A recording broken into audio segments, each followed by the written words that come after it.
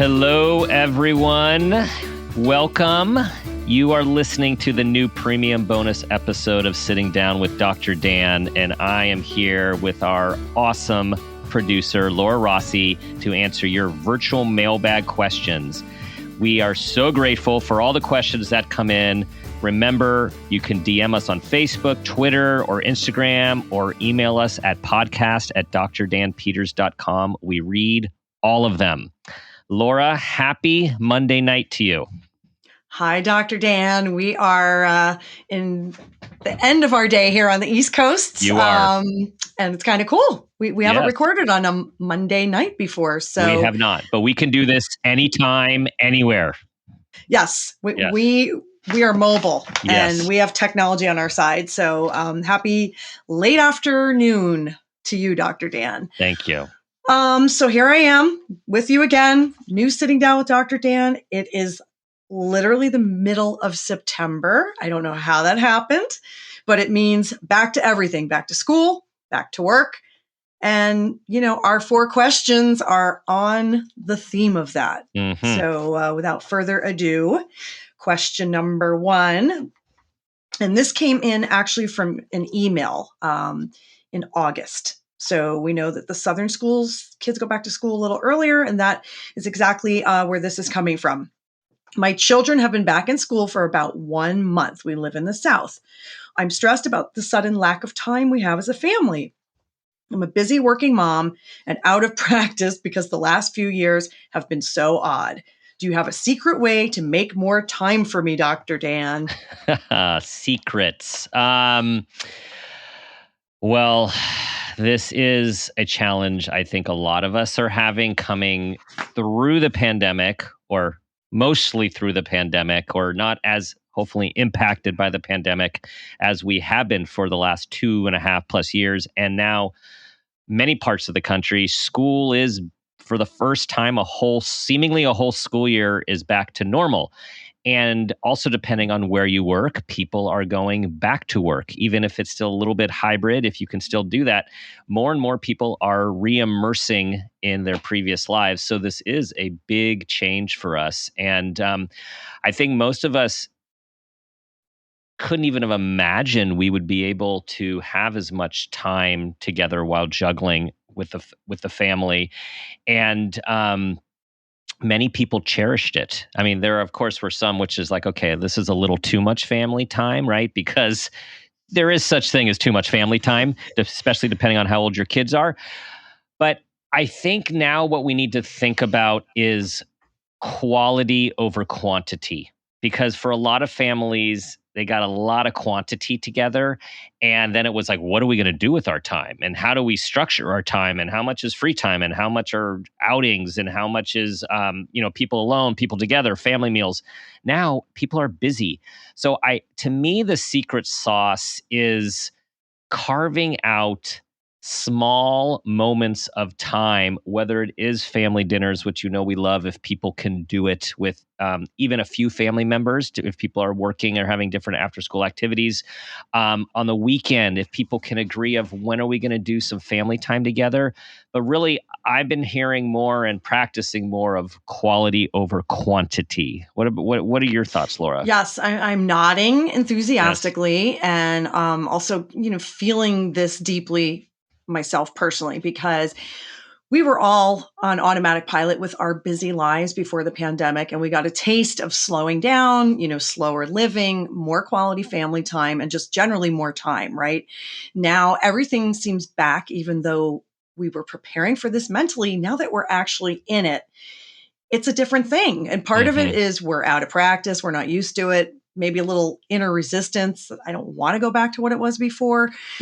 So I'm also kind of hearing this from different family members and friends that have kids of different ages. It's like all of a sudden, all the sports practices seem just too much. All of the lessons, all of the music. And so one thing that I've heard from a few friends is just a little more picking and choosing. We all kind of realized that things could sort of go away and the world didn't stop. So, maybe your child's not on like 3 soccer teams. They're only on 1 or maybe 2, picking and choosing. If they're into theater, and they really like the musical, maybe they don't need to do the drama if that's what the fall play is. And just keeping a little bit of a slower pace to maintain joy and happiness, which is something I think a lot of people found during the pandemic. And I will add, for our family, we've tried to do the dinners, but one thing that we try to do as often as we can is a Sunday breakfast, because Sunday morning seems to be a time where, we have older teens, they have been home. Mm-hmm. So that's something that we've started as a tradition. Now, that's paused. Our daughter's off to college and our son's back with his scheduled stuff. But that made a difference over the summer when all of a sudden, I'm looking at teens that are working, socializing, maybe taking a class, and didn't see them. So, and nobody was really happy with that. I will say, this is a parent asking, but I can tell you, having, late teen kids, they weren't as happy as they had been with more time. Right. So, right. How does that sound in terms of your practice? I really like the idea of choosing. And so what you're talking about really hits home in that just because many communities and people are fortunately living like post-pandemic, even though we're still not quite to endemic yet, but we're going in the right direction. It doesn't mean we have to go all the way back to the same level of busyness, because to your point, people found a lot of peace and a lot of less stress and like enjoying time, enjoying not being as scheduled, enjoying not having to show up at all of those things we all feel obligated to show up in. So maybe another part of the secret besides quality is to look at, does everyone in the family need to be doing everything that they're doing, or are there some places, there are things that can be cut out to actually allow for a little more time? I love that. And generally it feels very aligned with what we're doing at Parent Footprint, of just, making the world a better, more loving, compassionate, and accepting place. And one way to do that is to, really, in my personal opinion, is to try to take one or two of the big lessons we've learned over the last few years and absolutely live it out. So right. I really appreciated this question because I had been feeling it and not able to name it until I received this. Okay, going on to number 2. How do I talk to my emotionally immature, it says tween teen, so I'm thinking someone 12, 13, kind of on the verge of all that, about the now recirculating Try Not to Cry challenge on social media, where kids challenge each other to watch a very sad video and not cry. It's really upsetting stuff. Help. I have not heard of this, Dr. Dan. And it's like, all the listeners, yet another thing we need to Google, or what is this? It doesn't sound good. There are a lot of things on social media which at face value seem to be okay, and when you dig a little deeper we find out that they're not that okay. Some messages stronger than others, and some more negatively impactful than others. This one, again, it seems like, okay, no big deal, just watch something sad and try not to cry. Like I remember our kids showing us a different one of someone trying to slam a carbonated water and try not to burp, and then like bad things happen. But it doesn't seem so bad at the beginning. So this one, who knew? Yeah, who knew there were so many ways.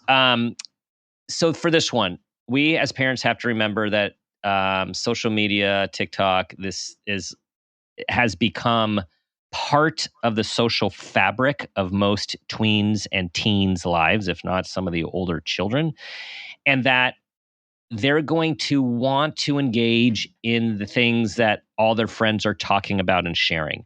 So I think the first thing is we have to know that and acknowledge it and even validate it when we're coming in to be like, hey, you know what? Maybe you shouldn't be doing that. So I think the first thing is like, yeah, here this is going around.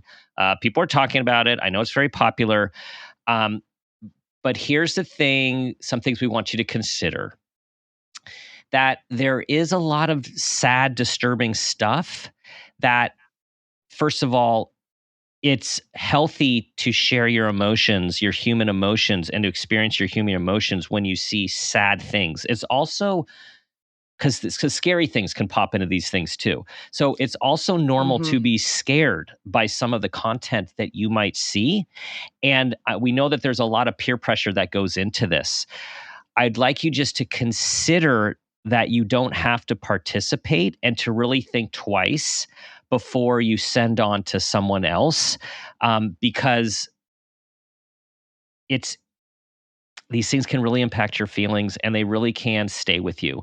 So the other thing we'd ask Right. you is if some of these things are feeling a little disturbing to you, feel free to come and talk to us about it, because it's important to get this stuff out. Because I think what happens so often is kids are in doing this in their rooms. It's quiet. There's no one around. And even though they feel like they're with people, they're very isolated watching images, which can be very sad and very disturbing, and especially for our sensitive, highly sensitive kids. They don't just go in and out of your mind. It stays with you, and then you dream about them, and then you think about them for days. So I think it's more of a conversation. And what you're trying to do in these conversations is not try to be right. Not trying to say you can't do this. All of those things, of course, will just make a teen say, oh, no, I'm going to do it with or without your permission. So we're really trying to connect and have a conversation. The other thing I will say is try not to make these conversations too long. We had a podcast a while back, and this book was great. It was one of the premises in it was you basically have a minute per age of your child to have a conversation with them. So just know if we're talking to a 12-year-old, like 12 minutes is tops, and that's probably could be too long unless they're really engaged. Right. Well, one of the things I love about our listeners and generally our show and our community is we can all learn, and we can also, offer sympathy and feel empathy towards others, right? So thinking about this question and realizing in our family, we probably didn't go through a lot of that because the just presence of TikTok and some of these things just wasn't as strong. It wasn't as kind of viral. And so I'm used to some of the sillier stuff, like the more physical things or try this, or, the things that did at one point take over the headlines that were dangerous, like the Tide Pod challenge and some things that could be fatal. But hearing this, in some ways I thought, none of these are good, but hearing about kind of the emotional torture that or trauma, emotional trauma. Yeah. These challenges are. And I mean, how do parents even know, I guess for me, I'm asking, if I were in the shoes of this person, if you don't know if your child's watched it, should you still bring it up? I guess that's the thing I'm thinking, like planting the seed of that is, but if you've heard about it, I don't know. That's actually a good question, because some people say, well, don't say something because then your child might go check it out, right? And you don't want to have them check out something that you're not wanting them to check out anyway. So if you tell them, you're actually leading them there. I think if you're hearing about that something's in the news, if something's at your friends when you're getting together and people are talking about it with your friend group, I lean on the side of let's have a conversation. Hey, I've been hearing that this is going around. Is this something that you're familiar with? And you don't have to get too in depth with it. You just want to be here. No, we're not. I don't even know what that is. Or, oh yeah, everyone's looking at that. And then you start your conversation. So to answer your question, I think you lean into it if you have enough feedback from the universe that this is pretty present. That's great advice. And one of the reasons I asked that was some of you wonderful listeners might be hearing about this for the first time. Yes. While you're plugged in listening to our bonus episode. And so as I'm thinking this through, that's really comforting advice, because these things are not going away. That's the thing. I'm used to different iterations. My kids are older, but if this is something now, there'll be other things that are more geared towards an emotional X, Y, and Z challenge, which is just, fill in the missing word. And I'm thinking, who would ever want to watch upsetting videos and not cry? Well, and it gets worse than that. It gets way worse than that. And I think what I'm thinking about is emotional literacy. And thinking back, because, I'm like you, of course, where we feel fortunate that TikTok didn't come into like the very end of our kids growing up. Yeah. But I think back, so let's go back to commercials. And what we were taught as parents is it's not about not watching commercials. It's about talking to your kids about what's behind commercials, and to be analytical, to actually, analyze, okay, what are they selling? What's the message? What are they wanting you to think? What are they wanting you to do? And so that's the sort of emotional literacy or media literacy. And I think it's the same conversation as when we talk about social media. It's like, okay, who's creating these? What are they wanting to evoke? What is their goal? And is this something that you do want to be a part of, or is this something that you want to sidestep? So it's to be a wise, knowledgeable, conscious ingester of information instead of a passive one. This is a great conversation. I love it. And I'll wrap it up by saying, as we all are teaching our children that are, these digital natives, social media, users from birth, basically, that what you're doing on the internet and on social is permanent. So I think some of the extension of these challenges is, then they're asking kids to record themselves, being distraught or crying or participating. And so maybe tying it into that other lesson of, you wouldn't do this, or you wouldn't take a picture of that. This is kind of the same thing. Totally. So proceed with caution. Totally. Well, thank you for this wonderful question. All our questions are wonderful, but this really, it's rare that I don't know exactly what someone's talking about. So, okay. This one's a tough one. It made me kind of sad. My partner and I are listeners who do not have children. Recently, some of our friends have decided to be childless by choice because of the last few years of pandemic stress, things like baby formula shortages, and the general state of the world. Any advice for us about making the life-changing decision to have or not to have kids? This heavy, is right? Yeah, really heavy and really real. I know that we have this conversation with our kids, our kids have these conversations with us, even though they're a few years away from these decisions, but they actively are talking about it. Like, why would I want to bring a child into this world with this and this and this and this and this? And what we find ourselves doing is actually engaging in the conversation, not trying to talk them in or out of anything. So for these our older listeners, parent age, I just want to validate that I respect and commend that you are giving it this much thought, because all of the reasons you've mentioned, and there's far more, are completely valid and significant reasons to make a choice like this. I think not rushing into parenthood is a really good idea, and particularly for those that are still in the biological age range, which has gotten longer and longer, where you can wait to see how things play out a little longer. I think is not a bad thing as well. There doesn't have to be a hurry to this. There's more and more people, and we had a podcast on this as well, of people who are choosing to not have children, and really taking on what seems to be at times a stigma for parents choosing, or adults choosing not to have kids. Right. And equally, adults choosing not to get married or be in relationship. Right. So there's many more conversations about choice. I would say at times I have to admit, man, the parenting thing, there's so much joy, and there is a lot that goes with it. And we all know people who chose not to have kids, and at times we look at them and we're like, man, that was pretty wise, right? So I think there's obviously pros and cons to both. They look younger than us. They do. They look a lot younger than us. They look a lot younger. They have a lot more freedom. Okay. We've had we're more going to go sleep. down the rabbit hole. No. We're Right? kind of, you can make an argument for both sides easily. I think. And I think that's also part of this process is, and there is literature out there for people who are wanting to explore this more.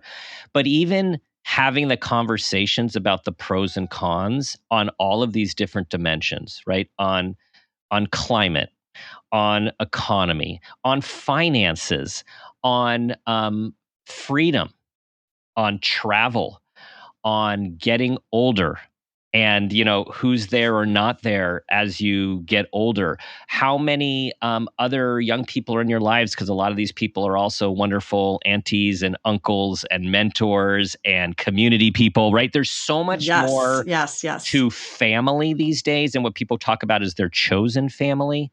So I guess I just want to honor this question and give it as much time as you can while you're really exploring all of these really important things. That's a minute for us to all kind of sit with. That's a brilliant Dr. Dan point of view, really informed, very respectful, emphasis on the dialoguing. It's a personal choice. I would like to say that this idea of making a choice during these fraught times feels like a lot of pressure. Yeah. And so if you have that opportunity, like you said, if the ages are kind of allowing for more time to explore, I would also weigh in on that being a great thing, because things are rapidly changing and hopefully going a little more in the right direction here or there. But it's hard to know. Yeah, it is hard to know.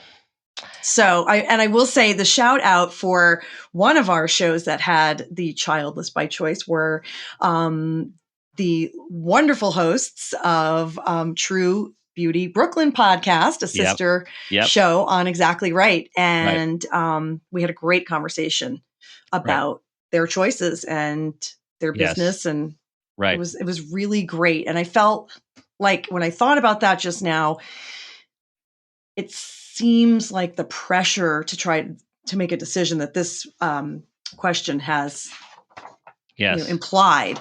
Right. It's like right now we're all just trying to figure out how to go back out to a restaurant. That's what I'm saying. It's like a lot to, you can't decide in one conversation. Keep your options open and explore. Yeah, and it also makes me think when doing clinical work with people that there's an idea that don't make any big decisions while you're clinically depressed, or try not to make any big decisions while you're clinically depressed, because it's hard to make those decisions when one is not feeling fully oneself. And as our Exactly Right media fellow podcasters would say, something like, there is a lot of shit going down, a lot. And our guides from the cosmos, those people who are into astrology and those other ways of thinking and knowing, are also saying things are going to be kind of rough for a while, even into 2023. So whatever it's one true. Believes, life's going to be complicated for a while. So again, just to so just be mindful of all of this, because I mean, there's a real mental health crisis, with our young people, and I'm going to say our not so young people. Everyone's really kind of stretched. Is a little thin. So, okay. So we're ending kind of back where we started with the back to school theme, very specific about a back to school scenario. This is college, and sounds like a new college freshman. Hi, Dr. Dan. And this came in via an email. Our oldest daughter just started college and she's very happy. I was like, that's great. What do you have a question about then? In fact, we are worried she is too happy. I've never heard of that, but I'm kidding. I love this question. We are only hearing about her social life, parties, new friends, clubs, and extracurricular activities, but nothing so far about classes, professors, or homework. She's been there a while. Help. So, wow. I would like to be this college student is what I was thinking. Me too. Okay. So the saying that comes to mind, which you guys have all heard me say at times, is a problem is not a problem unless it's a problem. So is this a problem? We don't yet know, right? We don't yet know. It just might be that your daughter has a lot of capacity, is taking all of the social opportunities in the school, in the larger community, and is hopefully going to class. So a few things. One is if things are not going right, you ultimately do find out, because you do find out when your child, even though that you don't get information, you do find out when your child's on probation when they want money from you, right? There are some triggers. Yep. And the good news about college is you don't just get kicked out. You can be on like probation and double secret probation and all of that stuff. Okay, but I'm not trying to scare anyone. You can ask some very benign questions. Again, not in a way to get defensive,ness like, wow, you sure are having a lot of fun. Are you going to class? But something like, hey, so we're wondering like how are your professors? What do you have a favorite class? Do you have a favorite professor? What do you like about it? Hey, so what's the workload like? What are you finding with the other students? Like, are people pretty social? Are people kind of hermits? I remember my roommate freshman year, the first midterms, we were both up very late studying, and his midterm was much earlier than mine. And I woke up to my alarm and he was still sleeping. And I woke him up. I'm like, dude, your midterm started 45 minutes ago. And he just looked at me and he put his head down on the pillow and he went back to sleep. This guy who was a good friend of mine, he graduated. It all worked out fine. So it's like things are starting to stop. But I guess the main point is I would rejoice in the fact that your child is seemingly thriving. And I understand the other question about the paid experience that they're having that you are funding.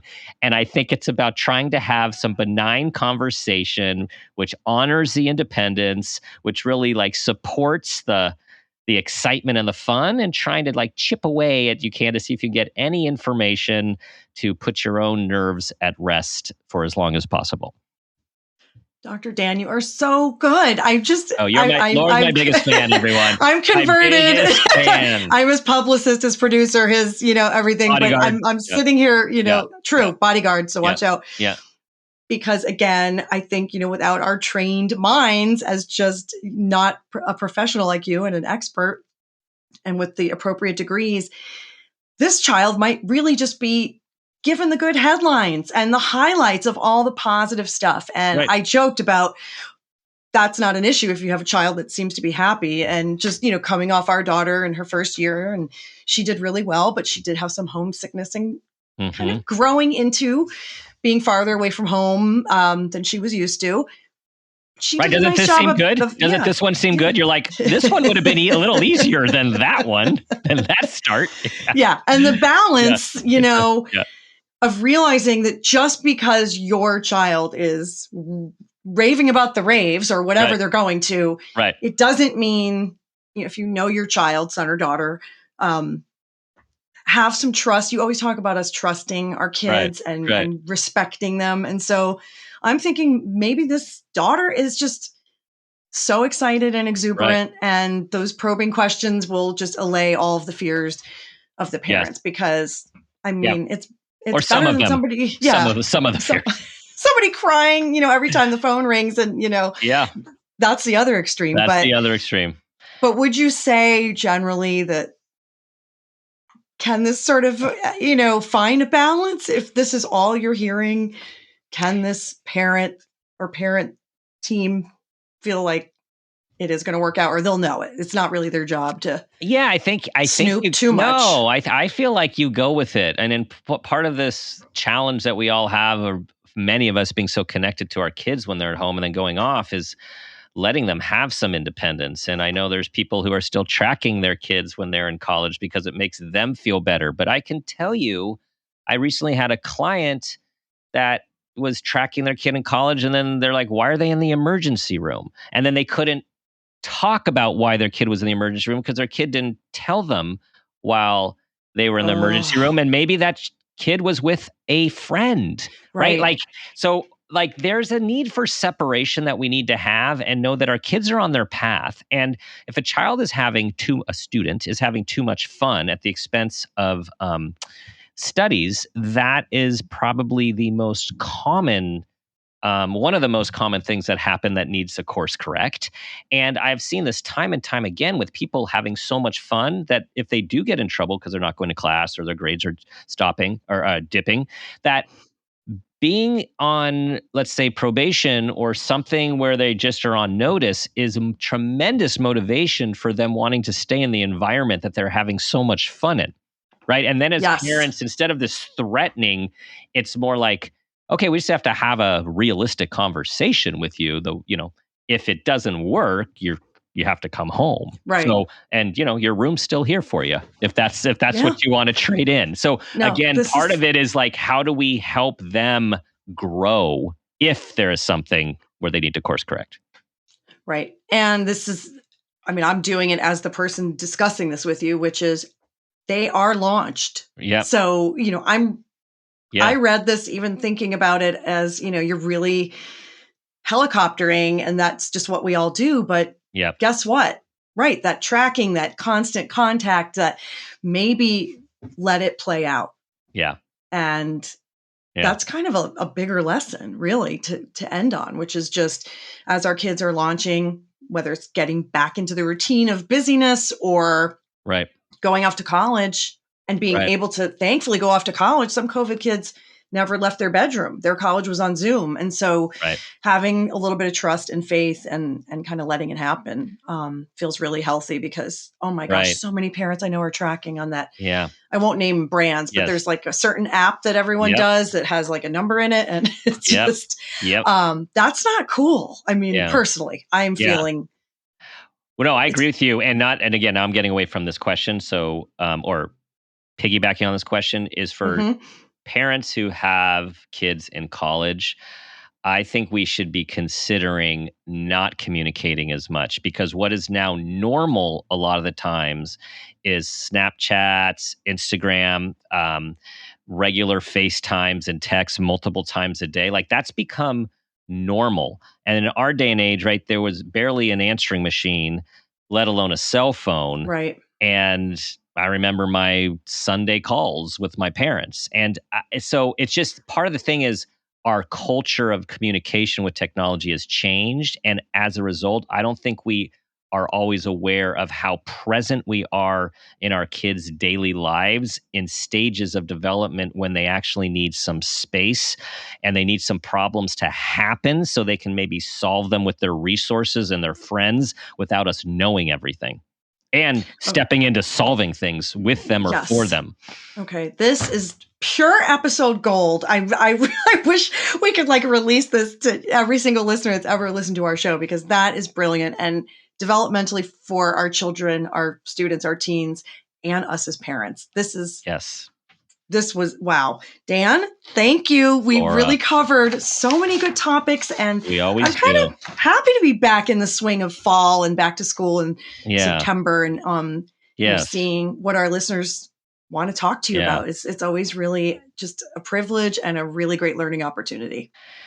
I feel the same way. And listeners, thank you guys so much. There is no parent footprint without the community. So again, please know how much we are so grateful for you listening and for bringing all these new members to our audience and people who are such caring people, right? Who so agree with our mission of making this world, being authentic, being mindful, trying to make this world more loving and compassionate, and literally one person at a time, one moment at a time. It sounds at times cheesy, but it's not. It's real, and that's how it works.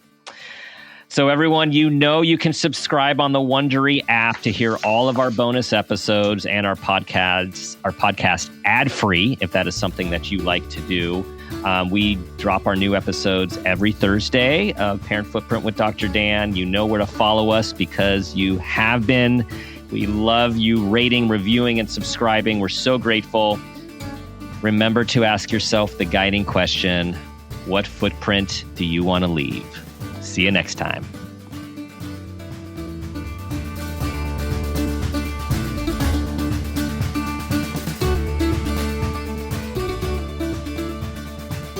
This has been a Peters and Rossi production. Parent Footprint with Dr. Dan is produced by Laura Rossi. Our engineer is Phil Rossi. Theme music is Mountain Spring High, composed and performed by Gabriel Lewis. Artwork is by Garrett Ross.